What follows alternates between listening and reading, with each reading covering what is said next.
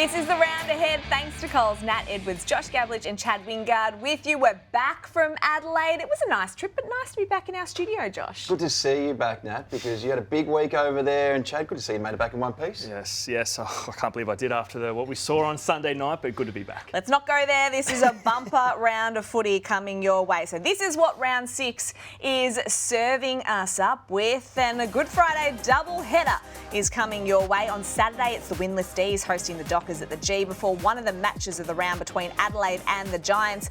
As we turn our attention to Sunday, the Swans and Power go head-to-head. Sunday night footy is back with the Dogs and the Saints, and then it all culminates in an Easter Monday blockbuster between Geelong and Hawthorn. It is an Easter footy fiesta, and it all kicks off on Good Friday Eve. Thursday night footy, thanks to Coles, it is Brisbane and Collingwood, and we see a pair of talented siblings go head-to-head from famous footballing families. Of course, I'm talking about the Ashcroft and Dacos brothers, and it got us thinking here on the round ahead. At the end of their careers, which siblings will have had the more successful career? Now, before we dig a little bit deeper, quickfire answer, Ashcroft or Dacos? Dacos for me. Dacos. I'm the only one here that is Team Ashcroft. So we might as well start with the Ashcroft boys, Levi and Will. And we all know that Will is a big game player. He's a premiership player, the youngest Norm Smith medalist we've ever seen in the AFL era. Coming off the back of an ACL, I mean, just incredible what he was able to do last year. Plenty more accolades coming his way. And then there's Levi, and I know he's just 5 games into his AFL career, but already you can see he has A-grade potential. Sandringham Dragons, premiership player. He was best on ground in the grand final last year, thrives on the big stage, excellent leadership qualities. Both of these brothers, in my opinion, are going to be considered among the elite players in the competition throughout their careers, dynamic ball winners, great footy IQ, super classy. And I'm not so confident we can say that, Josh, about both of the Dacos brothers. And I absolutely love Nick and Josh and what they do. But is Josh an A-grader? I don't like your tone with this, Nat. I don't like your tone at all because you're discounting what Josh Dacos has done across the past 3 years. Let me have it. He was at the crossroads under Nathan Buckley, but since Craig McRae's come in, look at his last 3 seasons. He was in the All-Australian squad in 2022. In 2023, he won a best and fairest in a premiership year, and you speak to players, and that's one of the great accolades in the game. He was All-Australian that year. Last year, came off a little bit, but he still finished 3rd in the Copeland Trophy. So I think if you look at his last 75 games, he's been great. And we're underselling him because he's the brother of Nick, who's a generational talent, who could be a Brownlow medalist and a 3-time All-Australian by the end of this year. It's hard to be compared to Nick, isn't it? So you also think that the combination of Josh and Nick, Chad, is going to be better at the end of their careers than Will and Levi? Well, they do look after each other as well. They pass each other the ball more than anyone else. And I think, like you said, Nick is carrying, but that's just saying how good he is. I still think he's the best player in the competition. But Josh is still, don't take away from the fact that he's an absolute superstar. He is an A-grader. But I think having the best player in the competition, it's pretty hard to go against that with any kind of 2 people put together, to be honest. I reckon Will and Levi are going to get there. We shall see. Maybe the round ahead will still be going when they're finished their careers and we can have this chat again. Just a shout out to Lucy Ashcroft, who is going to be part of the AFLW draft crop in 2026. And apparently she could be the best Ashcroft yet. So maybe between the 3 of them, they might overtake the Dacoses. Well, we have a Good Friday doubleheader coming our way, and it all kicks off at Marvel Stadium on Friday. It is, of course, North Melbourne and Carlton. And Josh, for the first time in a long time, this Good Friday clash actually intrigues me. It's super intriguing. North Melbourne have driven this since 2017. For a long time, this was a blackout on the footy calendar. There was nothing on that day. There was Easter Thursday footy in Queensland, but for a long time there was no footy. We've got 2 games to look forward to this weekend, but Friday feels big because North Melbourne have a lot on the line. They want marquee slots. They need to prove they deserve it. Given what they've served up across the last 7 years, they're 1-6. And it's the average losing margin has been 56 points. They've been absolute fizzers. So a lot on the line for North Melbourne. But I just want to point out that since Luke Davies-Uniacke re-signed for 7 more years last Friday, they've sold 4,500 memberships. Now, they are 3-game memberships, but that stat has really jumped off the page for me. LDU, draw card. I love it. Now, from a Carlton perspective, they obviously had their first win of the season, Chad, against the Eagles. They weren't really convincing to me either, but there's a structural issue that Coach Michael Voss is going to have to deal with when we look at their forward line. Harry Mackay is in concussion protocols at the moment, and they've also lost Brodie Kemp to that ruptured Achilles, which is just unfortunate because he kicked the 5 goals just a couple of weeks ago. What are the options for Michael Voss here? Yeah, and Kemp's been really impressive for him. Like, he's been one of those shining lights for him, if I'm being honest. And I did my Achilles, and it's a really tough injury, and I hope him and wish him all the best. But for Carlton's perspective, it's got to be next man up mentality. I think McGovern is a chance to go up forward, or Silvani maybe go up forward, out of one of those two. But I think maybe the most obvious one is probably Pitnat in and Tom de Koning rotating up forward. So having the 2 ruckmen and going up forward to, I suppose, maybe preserve some energy for these ruckmen. So that's probably the 3 options I think Carlton have, and I'm intrigued of which option Vossi's going to go with. But you're leaning towards like Pitnat, bringing him into the side? I think so. It's probably the one that you probably think, as you're a fan, it's a pretty obvious choice. Of course, this game is about more than just footy. It's about the Good Friday appeal as well, and raising funds and, I guess, helping the children and their families who are going through a really tough time get support and treatment at the Royal Children's Hospital. So if you do have capacity, please donate now. It is such a worthy cause, and you can see the pictures there of the players visiting the Royal Children's Hospital during the week, and they all really get around this super clash on Good Friday. So please get around the Good Friday appeal if you can. Speaking of good causes, on Easter Monday it is the Dare to Hope game. You can also pick up one of these beautiful purple beanies or scarves as well to raise funds and awareness around pancreatic cancer. We will talk about the storied rivalry between Geelong and Hawthorn in just a moment, but the Hawks are coming off their first loss of the season, Chad, and they face Geelong, a side led by Patrick Dangerfield, who seems to have wound back the clock a little bit, and that is the focus of Wingard's winners, a couple of veterans who, well, they're just not slowing down anytime soon. Yes, and we always talk about, the Ashcross and the Dacos, the young, I suppose, upcoming stars, but we need to give some love to some of the fine wines. The oldies, the guys that are above 34 years of age I'm going to talk about today. And if you just roll the tape of some of the, I suppose, the highlights of these players, I just want to talk about Dangerfield, who's 35 years old. He's averaging a career high, and he's had an amazing career, and he's averaging career highs with goals a game, which is 2.2 goals a game, so massive impact for him. Zorko, who's 36, coming off All-Australian year, the oldest All-Australian since the inception of the team. He's averaging 25 disposals a game, which is the second best for his career.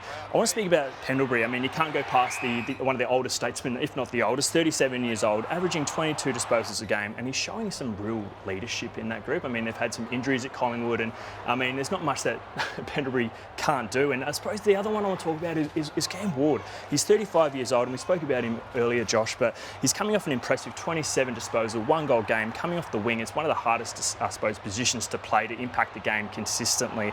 And the last one I want to speak about is Sidebottom, 34 years of age, averaging 24 disposals. He's averaging career bests. You think about it, he's played for 15, 16, 17 years, and he's averaging career bests in tackling and clearances. So do you think Josh Sidebottom is the most impactful player out of this group above 34? Well, I think he's the most surprising, because I thought he was done last year. He didn't re-sign until quite late in the year. Craig McRae played him in a number of different roles. He went to half-back.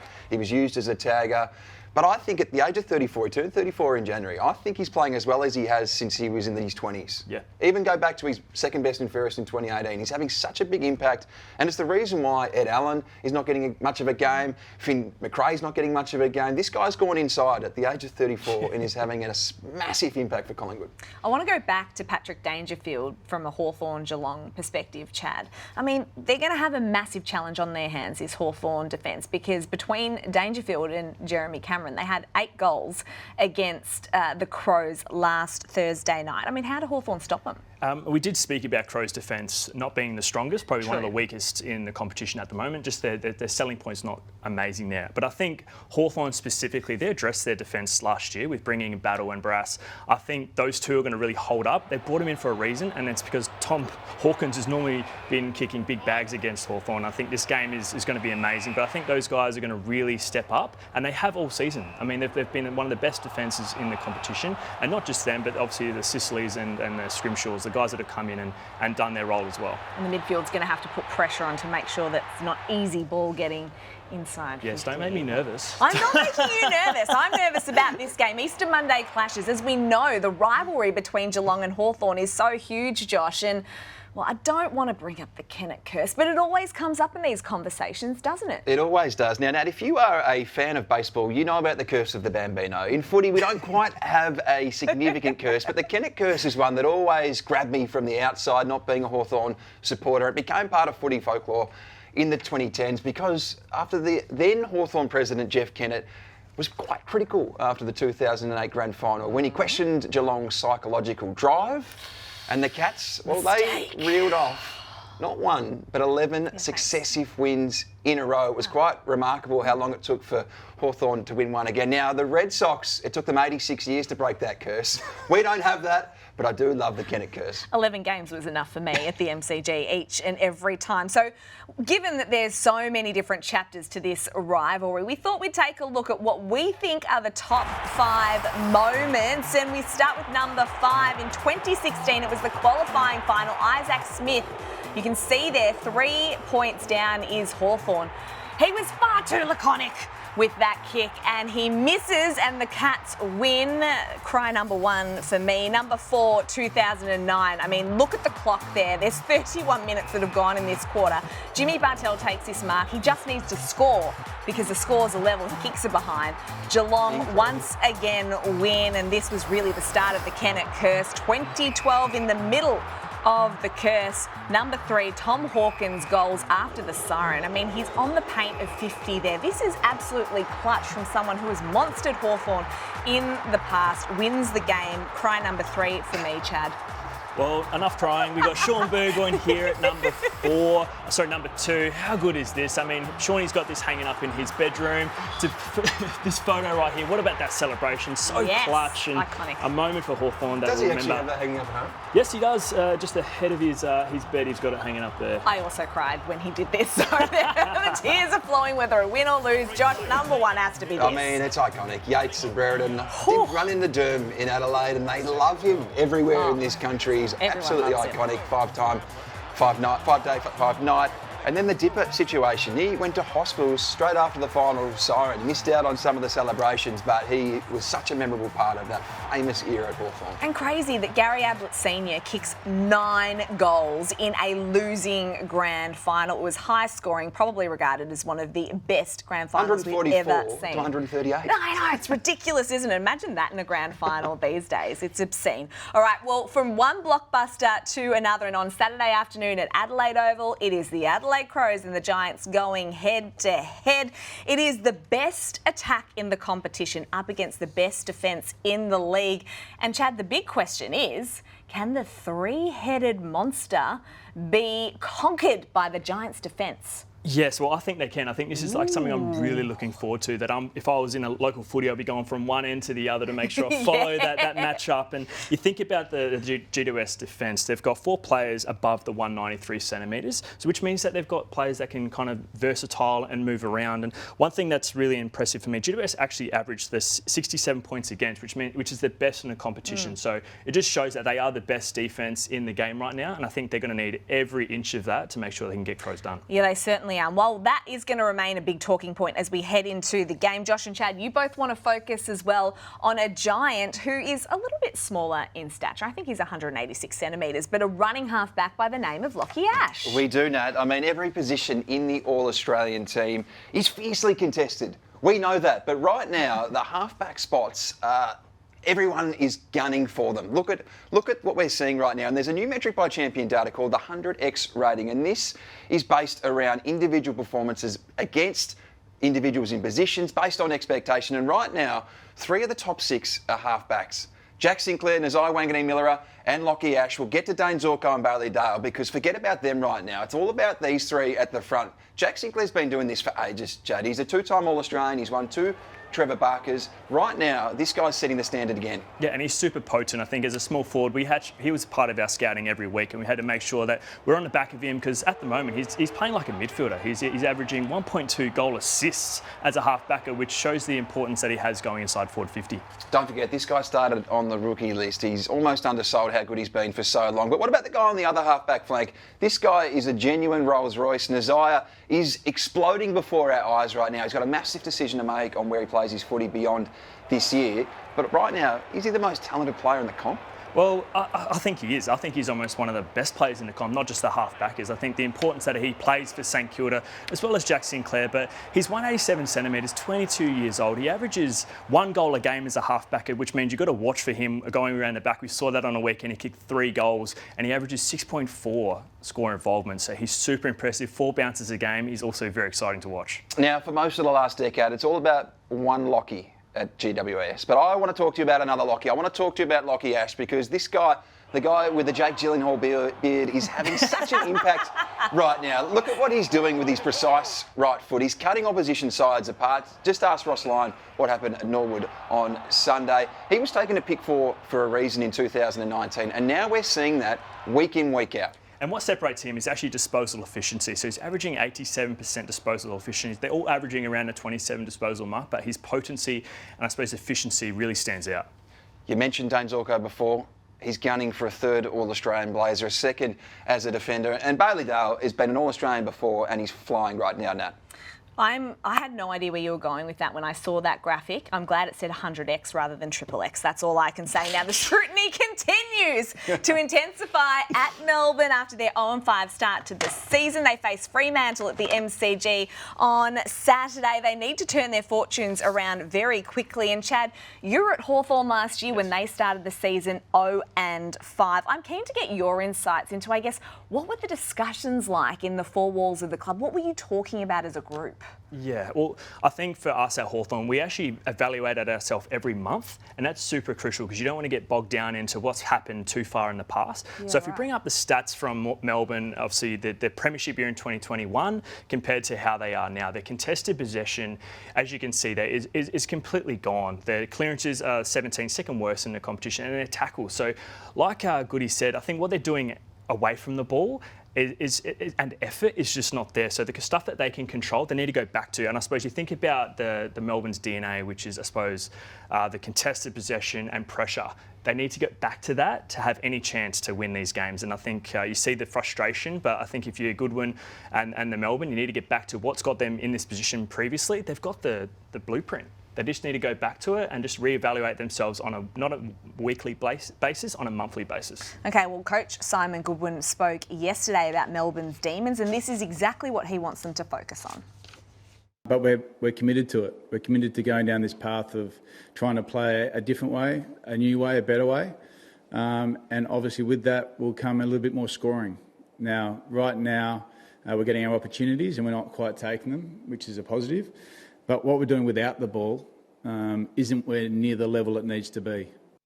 So I know you also said the monthly. How about the morale, though? How did you keep that up in the group, and did it drop off during that 0-5 patch? It didn't drop off, and the reasons why, you know your path, you know your values, you know your DNA, and you know where you're going. And if you're evaluating on the 3 key aspects of your game plan, that's your measurement. So if you're not hitting those marks, that's when you say, okay, we need to come back and relate to that. So and you see Goodwin there. He spoke about we're not doing anywhere near good enough off the ball, which is exactly their defense, their pressure and effort. So that's the stuff they can control. They need to get back to that. And I expect, and we've been waiting for Melbourne to really lift in that category. Well, let's see if they can do it against the Dockers, who have beaten them in their last 3 encounters. Now on Easter Sunday, Sydney and Port Adelaide go head-to-head at the SCG in what is a rematch of last year's preliminary final. As we take a look at the tape, the Swans winning that one by 36 points. That night, it was Swan star Isaac Heaney who had 24 touches and 2 goals. Willem Drew went to him, did his best to curtail him, but really couldn't stop him. And then James Jordan went to Port Adelaide star Zach Butters and restricted him to just 20 touches, and he didn't have his usual impact that we're used to from a Zach Butters perspective. Josh, do you think we'll see some similar matchups in the midfield? I think we have to. I think James Jordan is such an effective tagger. I know Nick Dacos got the better of him last week, but look at what Zach Butters did on Sunday night at the Adelaide Oval. So that makes a fair bit of sense to me. Although Isaac Henny was best on ground, he got 10 votes in the Gary Ayres medal. Yep. He still limited him somewhat. I mean, you couldn't stop that guy at that time of last year. So I expect we see those two matchups again. I mean, Zach Butters has only, played 2 games now, Chad, and he's just, his numbers are ridiculous if you look at that there. Yeah, and he's one of my favourite players. It's the reason why I had him in my top 5 at the start of the year. And it's just his intent, his aggression. We saw his eyes popping at the back of his head after the game. I mean, I was going for Hawthorn, but I just loved he's one of my favourite players in the game. And I said the impact that he had really drove their, I suppose, physicality in that game. And it was super impressive. What I'm worried for Port Adelaide is deja vu, that they played their grand final against Hawthorn, which I'm hoping they don't. And then they come up against Sydney and didn't give their best effort. So and that's Port Adelaide this year. They haven't been that consistent with their week to week. Well, we look forward to see what the Easter Bunny brings us on Easter Sunday with that clash. Now, finally, if none of those games tickle your fancy, then you're doing something wrong because it is a bumper round of football. But the hook might be for you, and I have 4 words for you. The Bont is back. Chad, 6-time All-Australian. We haven't seen him this season after injured his calf in the Amy Community Series. This is a huge boost for the Bulldogs, who have been travelling quite well without him as they face St Kilda. Yeah, and I think for Bulldogs, it's actually, as much as you miss having the Bont, their whole team has improved massively. So you just imagine when he comes back, they're going to have a massive lift, and he's really the spiritual guide and the god, as you will, for Bulldogs. And I think the whole industry and the whole AFL is better when the Bont's playing and when he's up and about, because there's nothing like him. He's that tall, he's that efficient, he's that, I suppose, good at footy. I can't wait to see him. It's big for the Bulldogs, this game, isn't it, Josh? It's massive. They've been pushing for more marquee slots, and this is one of them. This is the evolution of Easter footy, an Easter Sunday night game. I love it. At Marvel Stadium against St Kilda. They hope this becomes a thing to go forward with, but I just hope that we see the Bont back to his absolute best from the start. Well, that is it for the round ahead for another week. Thank you so much for joining us. Don't go too overboard on the chocolate this weekend. Enjoy the footy, and we'll see you next time on the round ahead, thanks to Coles.